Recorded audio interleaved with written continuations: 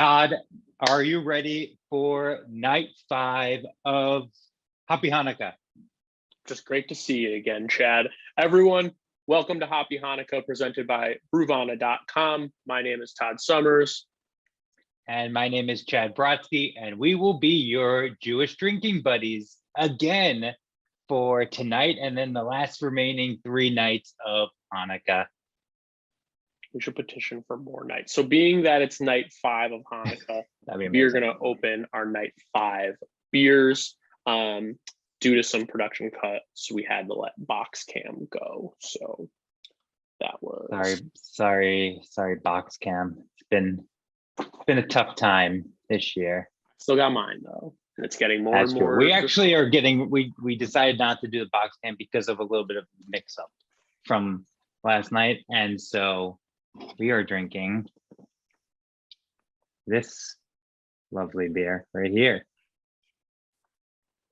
There was a great, I think Franny wrote it, but it said, Baba Black Lager, have you any beer? Yes, sir. Yes, sir. 1 can full. And that's good copy right there. That is good copy. So Todd, housekeeping? Housekeeping tonight is every night. So we have the illustrious Kate managing the Q&A in the chat. Kate, would you like to say a quick hello to the crowd? Always. Thank you for that splendid introduction. I'm Kate, your Brewvana moderator. Welcome, everyone. Lovely. I would like to call Kate the lovely Brewvana moderator because she is amazing. We appreciate you, Kate. She's doing a great job. Q&A for questions you want us and our guests to answer. Chat is for your banter. All of my sweater candles are lit. That is good banter, Rick. And remember to send them to everyone, not just hosts and panelists, because then they'll just go to us. So I think I'm gonna open it now. I'm already ahead of you because I couldn't wait. Black lagers are one of my favorite styles of beer. And I don't think you knew that. The information on all. I know. Though hops, malt, body, there's not actually specifics on there. But I did some research about Uinta before tonight, and I wanted to share it with everyone. Hey, Chad, I'm into this beer. Oh, I had to get it out. It was pretty good, though. All right, first l'chaim, everyone. Welcome to night 5. So, Jonathan loves your puns. It sounds like. I think really loves them. So Uinta was founded in 1993. It is out of Salt Lake City, Utah. I'm going to say it's probably one of the least the breweries that are pronounced incorrectly the most. I still have trouble. Uinta.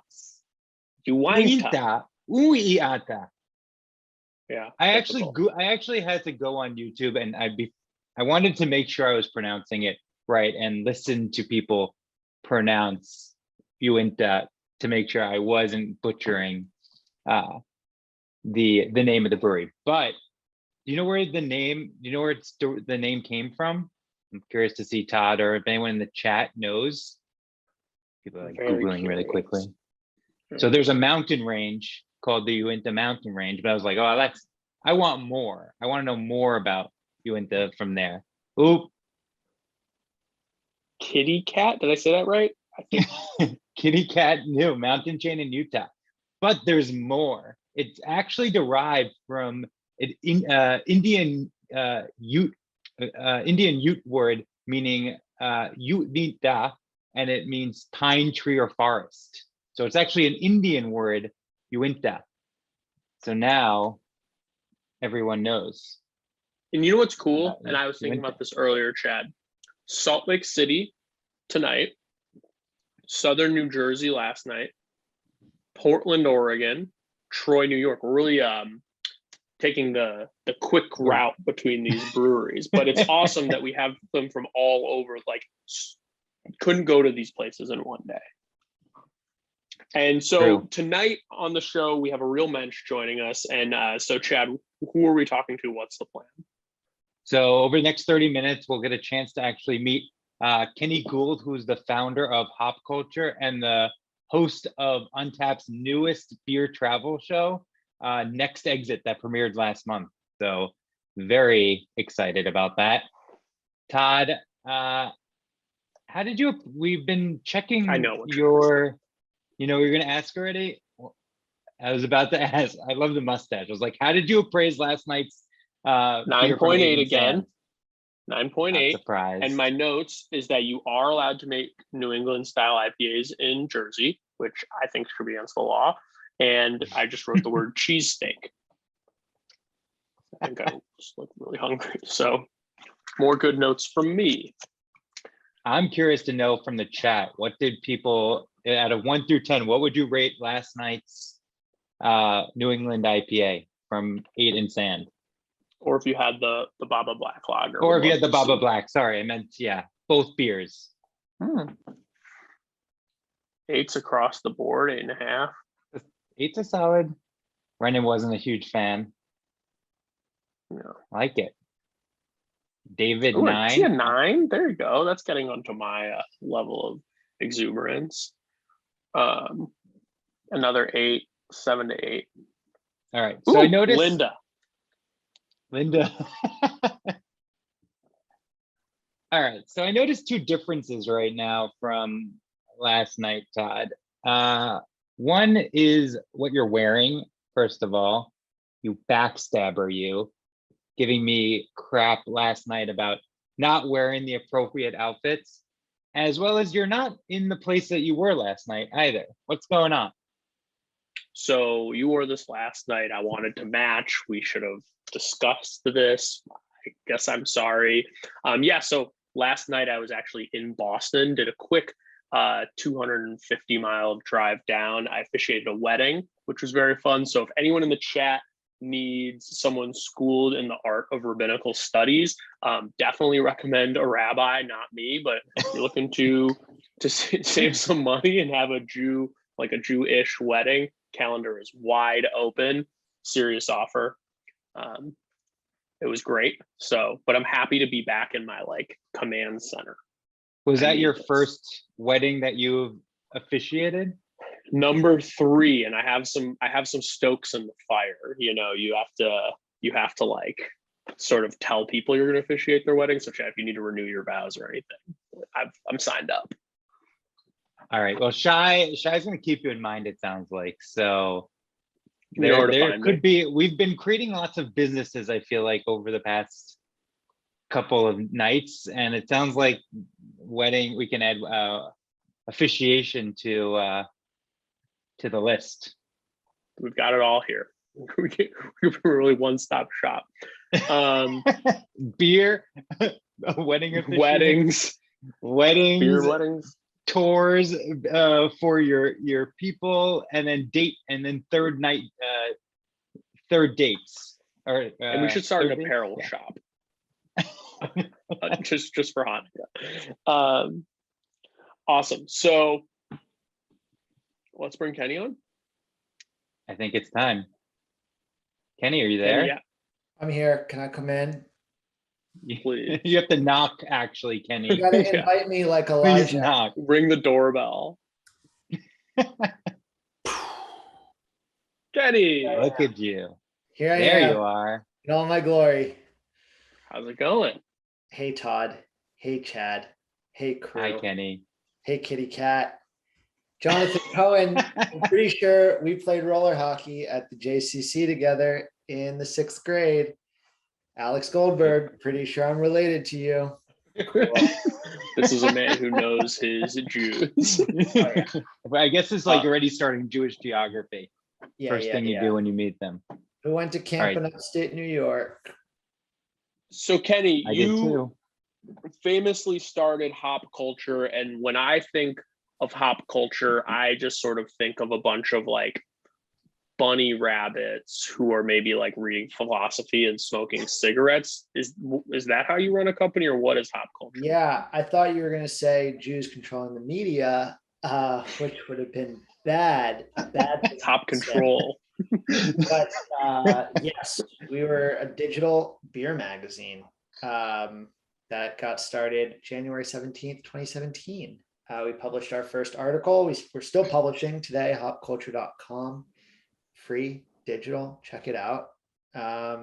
It's only craft beer's best magazine, says Kate. Thanks, Kate. That's really nice. Yeah, Kate shared. Appreciate you, Kate, sharing the links. You're the best. What made you want to start? Oh, Todd, you asked. No, you're the one in the tie. You're the one in the tie. He does have You're a right. tie. You respect the tie, the menorah tie. Hard to find those. What made you want to start Hop Culture? It's a very interesting question. I came from a journalism background, was working in New York City for a while, then went out to California for a little bit, did some work out there. I don't know, it was one of those ideas that came into my mind. I'd been traveling a lot in my young 20s for work, just on assignment, writing different pieces, and everywhere I went, beer seemed to be popular. It wasn't just in one city that it was popping off. It was every single city that I went to. And so I started to notice that maybe the media landscape wasn't reflective of the people that I would see in tap rooms in different cities around the country. So there was kind of this disconnect between who I thought was writing the story about beer and who was actually in the tap rooms. And so I said, let's do this thing. It's my background. It's what I know how to do. I actually said somebody else should do it first. And then I thought, oh, wait, I'm perfectly equipped to do this. I know a lot about beer, and I know how to run a digital magazine. So that's how we got started. And then Sky mentioned the festivals. So that was 8 months into the business when I realized that it's really hard to make a business out of a digital magazine with no audience. So we threw our first festival in October of 2017, and the whole thing sold out in about 10 seconds. And so that's when we said, okay, cool. Now we got a business. Where was it? Where was it? Mm-hmm. Beautiful, sunny, tropical Pittsburgh, Pennsylvania, which is all words I associate with Pittsburgh. Yes, there are 3 I rivers. live right now. Yeah. So we've thrown 45 of them now in the last 4 years, all over the country. That is a lot of festivals. Yeah, it's a lot. Yes. And so it's interesting. You mentioned sort of an analog versus a digital divide in beer media. Is this because you felt like some of the print journalism specifically related to beer was sort of writing the same stories, or did you think that their voice wasn't necessarily connecting with maybe people who were just getting into craft beer or slightly younger? I'd say all of the above. I'd say both of those things for sure. I also think, when you look at publishing and the way the industry was headed, I mean, I met with an old boss of mine when I was going to start the magazine, and he said, if I were you, forget the website, just go on platform, just go make an Instagram magazine or a Facebook, Twitter magazine. And that was a little too far for me. So I didn't really listen to that, but he probably wasn't wrong. It's interesting how things have developed. Interesting. So I remember the first time I reached out to Kenny, you know what it was for, Todd? It was for a glass. It was for a glass. That was one of the first things I reached out to Kenny for, was to get you have it. I have one in my museum. I keep one of everything. I don't know why I don't have it here right now. But wait, Chad, this is the glass? This is the glass that I was scouring the internet for, going into the black market, trying to forums, find this infamous glass. I'd be curious to know if anyone in the chat has this glass, because I will buy it for a lot of money, probably. You don't have it near you? Like you can't pull it up, can you? You guys do some shtick for 30 seconds? I'll go get it. Yeah.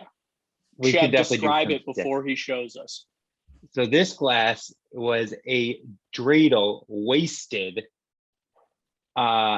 and it was just a drunk dreidel holding a beer, I think, if I recall correctly. And it was just, there's nothing on the internet like it. I want to make one if this is the only last one in existence. So but I'd be curious. Oh, what? Favorite glasses? Do you have a favorite? That's glass? what I was about to ask the audience. Does the audience have a favorite glass, like your go-to glass that is just every beer goes in it? I remember when Chad got really Chad decided he wanted to up his glass game, and he was staying up late at night looking on eBay to buy like rare hype glassware. It was great. All right, here. So it came in a set. This is the first one. It was Santa. It says Hop Culture on the other side. But the coveted glass is this one. There it is. Oh my God, I want it. I want it so bad. Yeah. Oh, the drunk dreidel. That is amazing. You know what's funny? Nobody bought them when we sold them. Maybe like 4 people. And it was, I'll tell you their names. It was Jack Goldstein, Sarah Miller. I don't remember. It was like 4 people bought those glasses. And I had boxes of them in my apartment in New York for so long. And eventually, I don't know where they went. I might have given them away, or I don't know. You should, Chad, come on. Chad's gonna find. I think we need to maybe license this image and sell them on Bruvana. This will be part of our apparel collection. That'd be awesome. Yes. Ooh, I like it. Nothing. But that was the first time I reached out to you. That was like, hey, Hop Culture, you made this glass that I saw randomly in someone's Twitter post about Jews and beer. How do I find it? Was that because I wrote about you for a Forbes article, didn't I, at some point?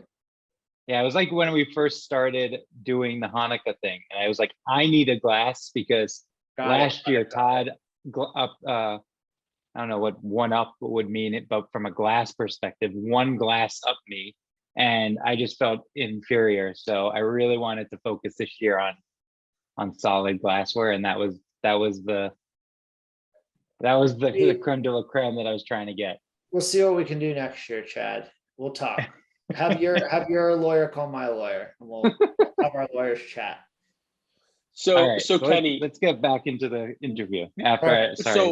Hop Culture recently acquired by Next Glass. Yes. Which, as I understand it, means that you are retired. Functionally, spending a lot of time with my cats these days, cooking latkes. How's tennis? Tennis is nice. My knees, I'm getting older. Yeah, the elbow. Yeah, got to kvetch a little. Nobody knows what Next Glass is, so I'll tell them. Next Glass is functionally Untappd. Everyone knows what Untappd is. No one knows what Next Glass is. Next Glass is the parent company. Oh, Kate, again, really spot on. It's amazing. Yeah, that was really quick. Fastest fingers in the West. Next Glass is the parent company to Beer Advocate and Untappd and Osner, if you've heard of that, and Ollie, which is a Canadian company, and now Hop Culture as well. So yeah, that happened a year ago last week. Wow, congratulations. Happy almost anniversary. But you know me, like any good young Jewish man, I'll never retire.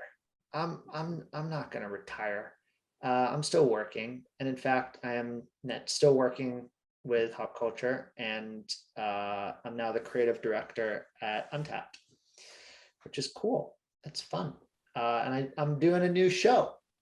That's what I want to hear about. That was like burying the lead of like what do you do now? I also have the coolest new job. Right. It's pretty cool. It's fun. It's good. It's fun. Yes, I do have a new job. I'm the host of a show that I conceptualized and had wanted to film for a while. And now I'm doing it. So Next Exit is a show. It's on YouTube. It is about interesting places, cool people, and cold beers. That's the tagline. It's like Parts Unknown, if you like Anthony Bourdain, except it's beer instead of food. We're exploring the world through delicious beverages and beverage culture. Where have you been so far?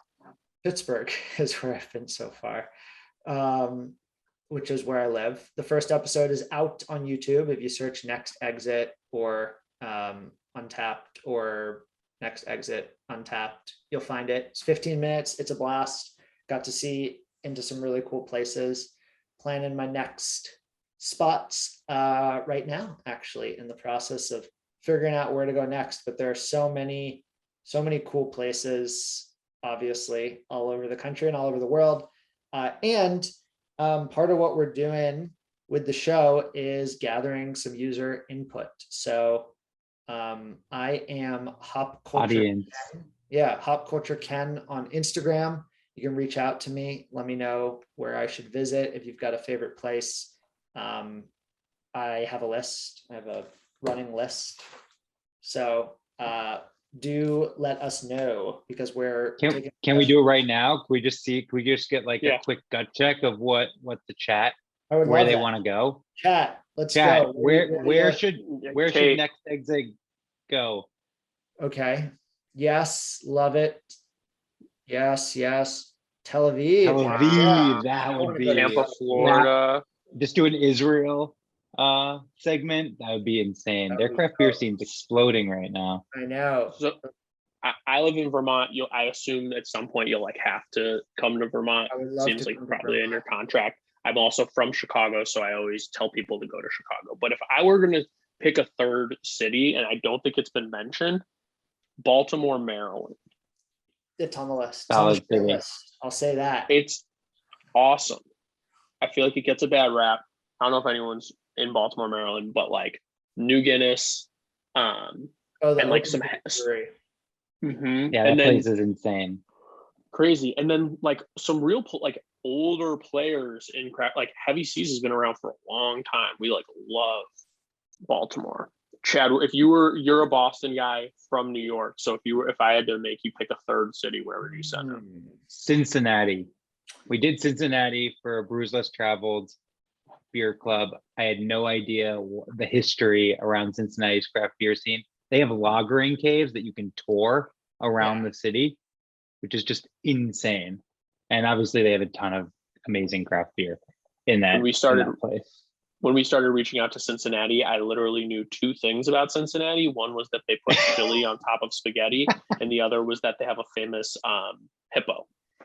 I didn't know about the hippo. Yeah, we reached out, huge attraction. We reached out to the convention bureau, being like, "Hey, what can you provide us for our Brews Less travel box?" And they literally gave us Skyline chili packets to put.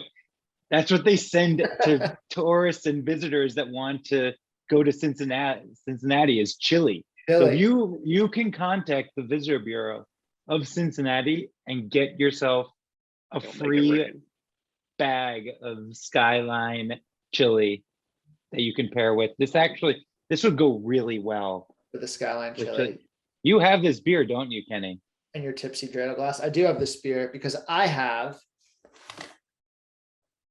the entire box. Oh, lucky. Kenny, do you gravitate? What are your favorite styles? What do you gravitate towards when you're like, if you're in a new city, are you like, I'm going to go find the best Pilsner, or what's your plan? These days I'm more of a Pilsner guy. I like the lighter. Use another example. The lighter styles. I like, I don't know. I'll try anything if it's well made and it's delicious. And even sometimes if it's not, I'll try it anyway. Why not? There's something always, I don't know, so much creativity out there, so much interesting stuff. I feel like I've done the whole cycle and I'm back to the beginning with just like light, clean lagers. So maybe it's time for another round. So Chad and I are spend a lot of time in the beer community, and I think I know exactly the cycle you're explaining, but can you illustrate the cycle? Because I think it's super interesting. And I think you're not alone in that. Sure. For me, it went started drinking just like lighter beers. Then I tried an Allagash White, and I was like, everybody has their one entry beer, their gateway beer, and for me it was Allagash White. That was pretty wild. And then once I started getting into craft beer, I think I went Belgian first because of the Allagash White, then discovered like stouts and got into like really crazy stouts. And then right around that time for me was the haze craze. So then got into the IPAs, the double IPAs. From there, sours, fruited sours, then was like, no, I'm a refined man. Got more into the spontaneously fermented sours, got soured out, went that, toned it back a little, pale ales, because it's not quite as intense as IPAs and doubles. And then I'm back to the beginning. I'm just the closest. I just want like a Hellas or a Martin or something. Like a water. Yeah. One of the three. Yeah. No. So yeah, I don't know, but I'll try anything. I like tasting stuff, I like flavor. I've tried a lot of non-alcoholic beers lately that have been, it used to be like O'Doul's and taste like sink water. And now there's some stuff out there that's actually pretty good. So I like to cycle that in, keep my trim figure, especially as I'm getting older. Athletic, Hey, I think, is the Kenny. one. Oh, Hey, Oh, Kate. I am forcing my way in with a question for Do you. it. Hey. So yesterday we were talking about favorite Hanukkah attire. Hmm. Do you have What a Chad's wearing? tipsy dreidel? Oh, solid, but I don't think that would be as good as a tipsy dreidel shirt or sweater. Do you have such a thing, or have you considered such a thing? With how poorly these glasses sold, no, I considered it and then said that's a terrible idea. But I didn't know this group existed. I didn't know there was demand for it. I didn't know there was a demand. I thought I was the one person in the world looking for this glass. So I am so happy to hear that other people are interested in this.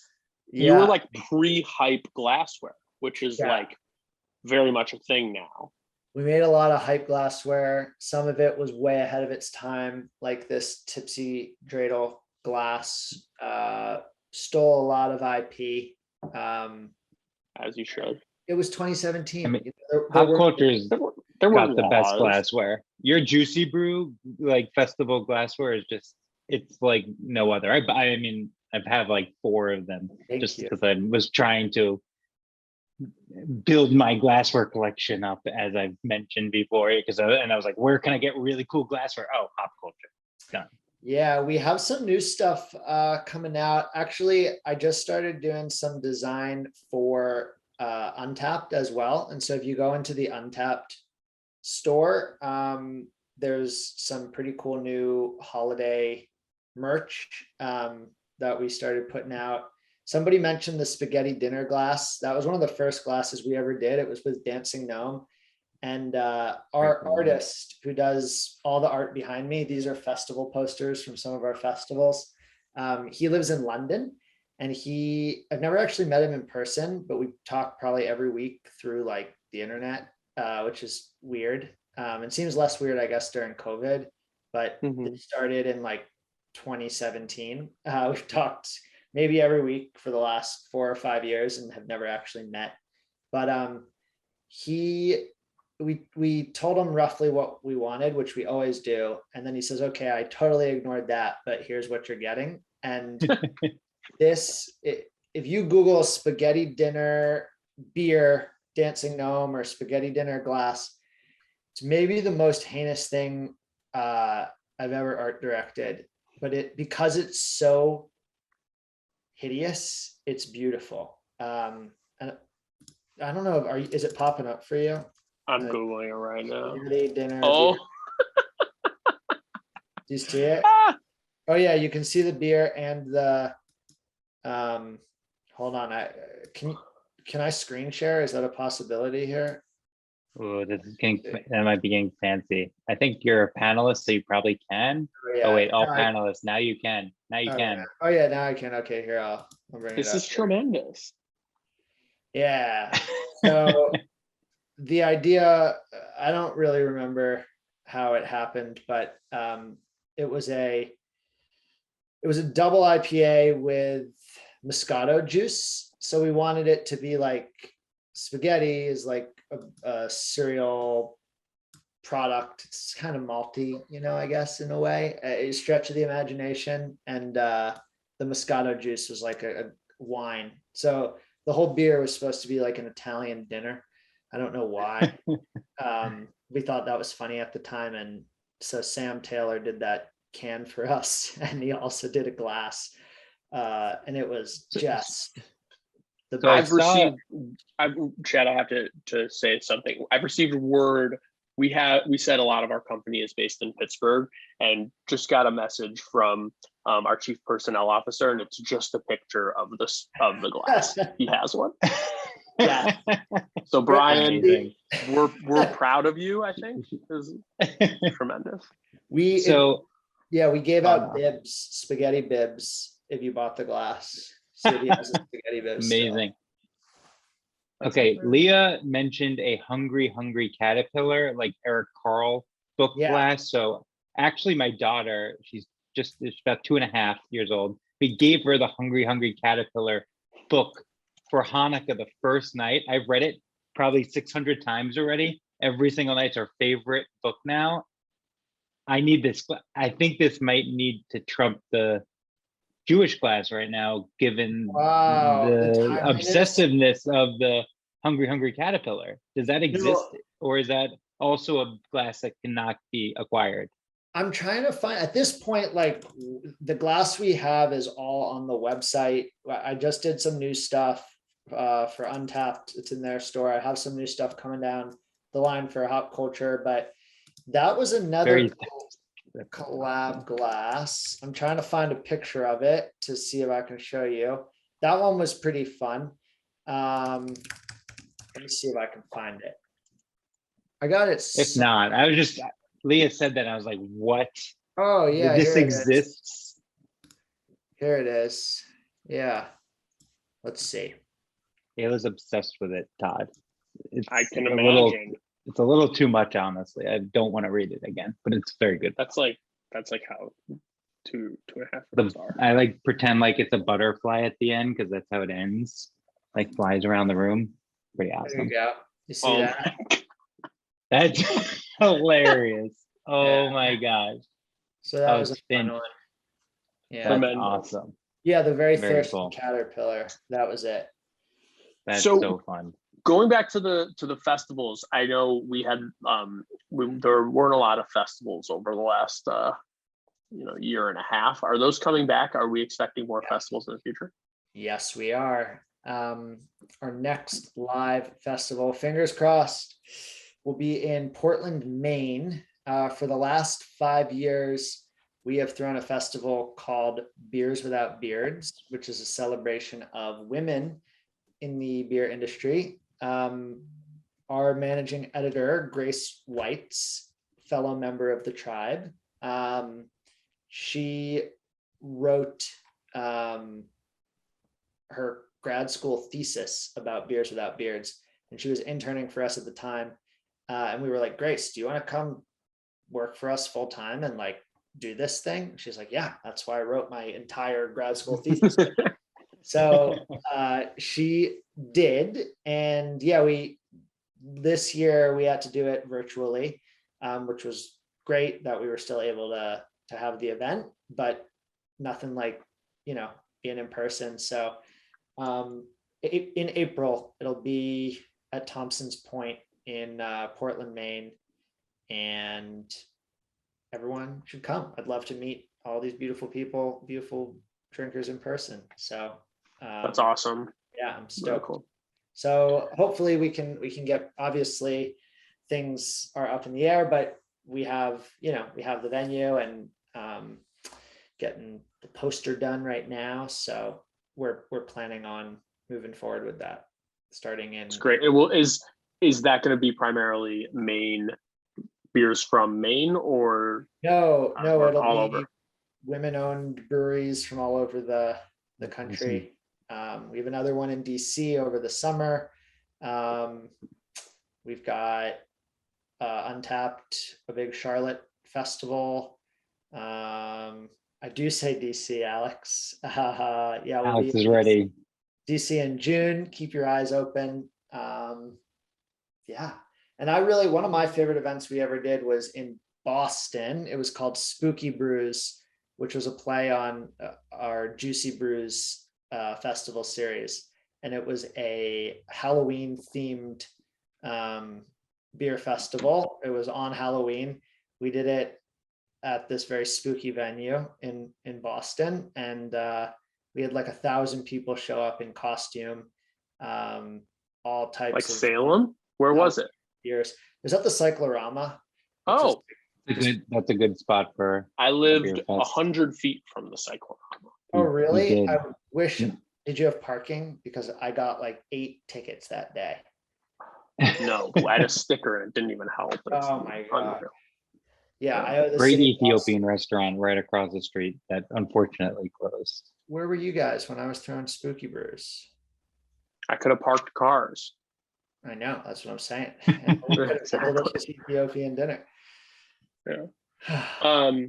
And so you have the travel show, you have Hop Culture still going strong, you have the festivals. Do you have anything else on the radar that our audience should look out for besides maybe more dreidel merchandise? Always. Very true. I'm coming out with a book soon. I'm pretty stoked. You're writing a book? about that. I am writing a book. That is awesome. That's been a goal of mine for like a Wow. really long about beer. I thought It's- about the Hungry Caterpillar too. Right. Children's book. It's a children's book about beer. I have one already. Good Yeah. Night Brew. Oh yeah, I've seen that one. Maybe I should read that on one of our nights when we don't have a guest. That would be fun. The hungover caterpillar. No, that's a good one. Really good. The hungover caterpillar. That's really good. What's the premise of the book? I think a lot has been written about beer in like the 80s and 90s. Like historically, a lot has been written about beer, but I don't think so much has been written about beer in the last, 5 years, 10 years, when beer became cool, when all the young people started drinking beer. So that's really what it's going to be about, how we got to where we are over the last, 2012, there were 2,000 craft breweries in the country, and it's now 9 years later and there's almost 9,000. It's like, what? That's insane. 2005, I think, was when the BA started recording barrelage limit or like count. I think there were 5 million barrels produced in 2005, 25 million last year. Like what happened? How did that happen? So that's what I'm looking at. So yeah. Game of Hop, it's crazy. It's tap rooms are packed at noon. People wait in line to buy beer. It's a Totally. cultural phenomenon. And I think that's a great story to tell. Yeah. So that's what it'll be about. I don't have a published date yet, but I don't know if anybody's on Instagram. I'm Hop Culture Ken. I'm posting updates and stuff, and then people can shoot me messages, and I'm pretty responsive and very friendly. So We agree. thanks. Yeah. What about you guys? Anything exciting coming down the line that I and all these fine people should be keeping our eyes open for? So, Chad, do you want to say this part, or do you want me to say this fun part? Are you talking about SLC? I'm talking Is that what about. you're saying? Oh, Uinta. So today, Uinta actually became. We have roughly 125, 150 breweries that we work with across the country for our tours, and today, Uinta, that's Uinta again. They became our newest brewery partner. How did they become our newest brewery partner? We don't have a tour in that city. This is your. I was gonna finish the Uinta thing, and then I was gonna let you make the announcement because it's like a year. Oh, So we're Chad, actually. why oh. Uinta? So Salt Lake City is our next craft beer city. So so in January we'll be launching Salt Lake, the gateway to all of the national parks. Incredible beer scene out there, and we're very excited. So in January, come see us in Salt Lake. And that'll make 16. We're in 16 beer cities. So check out City Brew Tours in 16 cities now. Pretty excited about I gotta hit you guys with a hearty mazel tov. that. Mazel tov. Thank you. Appreciate Yeah. that. That's awesome. Cool. I'm So excited. I think we've got all of our big news out of the way. So Chad and I, 9 p.m. tomorrow, same place. Maybe we'll figure out the attire. But until then, Kenny, it was a pleasure.